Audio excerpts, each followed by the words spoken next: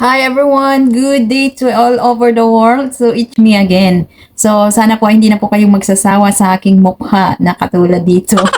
So lahat po talaga dito mga ka-guys, kung ano pong nararanasan ko dito bilang isang content creator, ay talaga pong isi-share ko sa inyo para po mayroon po kayong matutunan, lalong-lalo na po sa mga baguhan na nakadaan ng aking video at nakaklik ng aking video. At least meron pong informasyon na aking may share.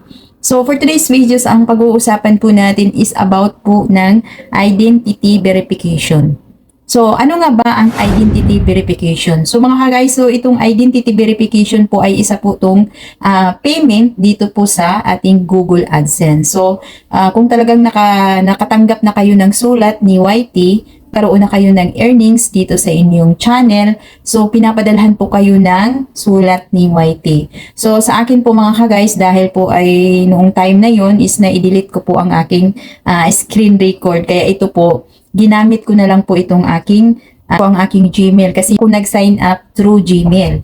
So, dapat kasi yan is makakatanggap po kayo through YouTube Studio. So, doon po kayo mag-fill up kung paano po i-verify yung identity verification nyo na kung saan dyan po masisend sa inyo ang Google AdSense. So, dahil po guys naka-fill up na po ako at pasensya po kasi po na-delete nga po ang una-una kong screen recorder kasi noong time na yun is nagbakasyon po kami ng London.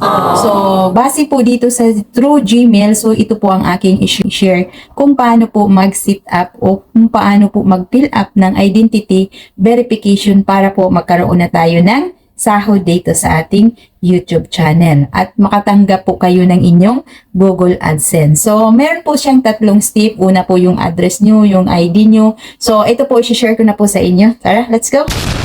So, ginamit ko po ang aking Gmail. So, binuksan ko po ang aking Gmail at dyan po natatanggap ko ang Google Payments. You need to verify your ID. So, pinindot ko po yung aking Gmail na iyan. So, ayan na.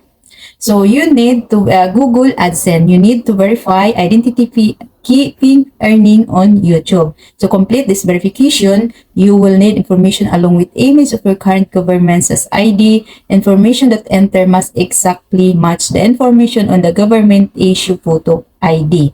If you are presenting the organization, the information that, yun, marami-marami dyang babasahin. So, before po nyo mo yan mga ka-guys na fill upan, kailangan nyo po yang basahin lahat dyan. So, ayan sa baba nakalagay po yung verify now. So, ito po, press ko lang po itong verify now.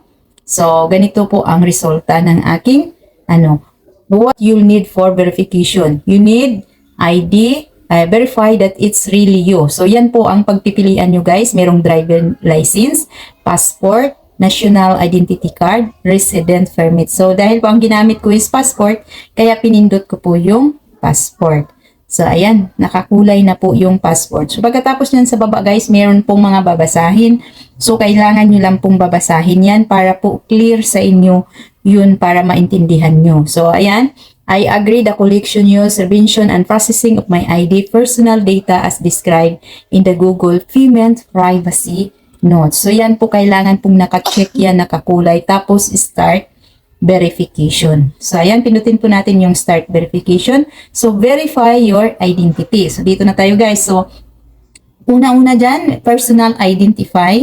So, nakalagay dyan ang legal name. So, yung totoo mo talagang pangalan ha, ang isusulat mo dyan. Kaya nakalagay dyan legal name. So, yun po ang pag-fill up ng inyong legal name. So, ayan, nakasulat na po ang aking name dyan. So, pagkatapos yun, upload your ID. So, yun ang ibig kong sabihin guys, yung passport ID or yung binasa ko kanina o national ID, yun ang pwedeng ilagay nyo dyan. So, dahil po sa akin ay passport, kaya nakalagin na po dyan yung aking passport. So, nakalagay dyan, upload po to page. So, i-click nyo lang po yan guys, pipicturean nyo lang po yan at doon i-upload. So, ipapakita ko po sa inyo guys ha. So, for example, yan po. So, ayan po, ito po ang aking passport. So, yan guys no. So, yung next, yan, pinutin nyo lang po yung next. So, yan na po ang resulta. So, ayan, personal identity, enter your address. So, dito na tayo sa address mga ka-guys. So, yan na yung personal identity ko. So, yung enter address guys ha, kailangan po talaga yung address nyo is kailangan yung totoong address nyo po kung saan dyan po ipapadala ang inyong Google AdSense. So, ayan po yung aking address. So, ayan, nakalagay na po ang aking address. Yung totoong address nyo po guys ha, kasi dyan po mapupunta ang inyong Google AdSense. Ayan. So, hindi ka po talaga makakatanggap ng Google AdSense kapag hindi po totoong address yung nilalagay mo dyan. Ayan, nakalagay po Town City. Nakalagay po dyan sa sub. So, hindi ko po yan nilagyan. So, dito sa Town City po, ayan, lagyan na po yung sa Town City. Yung postcode po ng inyong lugar. So, isusulat nyo po ang inyong postcode ng inyong lugar. So, ang inyo pong province. So, yung pinaka-last dyan, yung province po. Pag nakapill up na po yan, yung submit po yan mga ka-guys. So, click nyo lang po yan, submit. Kaya, ito na po mga ka-guys, no? Ayan yung submit. Ayan.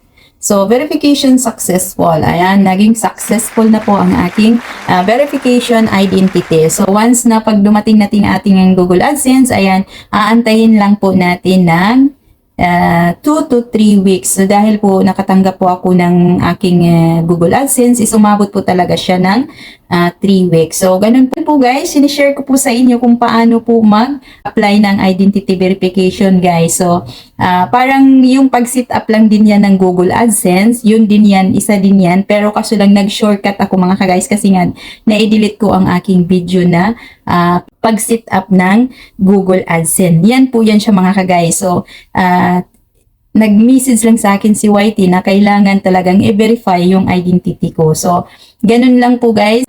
Fill up ng identity verification. Ayan, ang aking content na ito mga ka-guys. Sana po ay mag-comment po kayo ng maayos. Ay, pasensya po guys, sana sinabi kong mag-comment ng maayos kasi samihan kasi minsan nasasabi na ng ibang tao dyan, watching host, salamat host. Hindi po dapat yan ang i-comment nyo mga ka-guys. Kung ano pong nakikita nyo sa video, dapat yun po ang i-comment nyo. So, para po ay makatulong din kayo sa aking video at nakatulong din ako sa inyo kung meron po kayong nakukuha ditong information. So, hanggang dito na lang po ang aking content. Maraming salamat ulit sa inyo. Have a nice day and God bless to everyone. Bye-bye!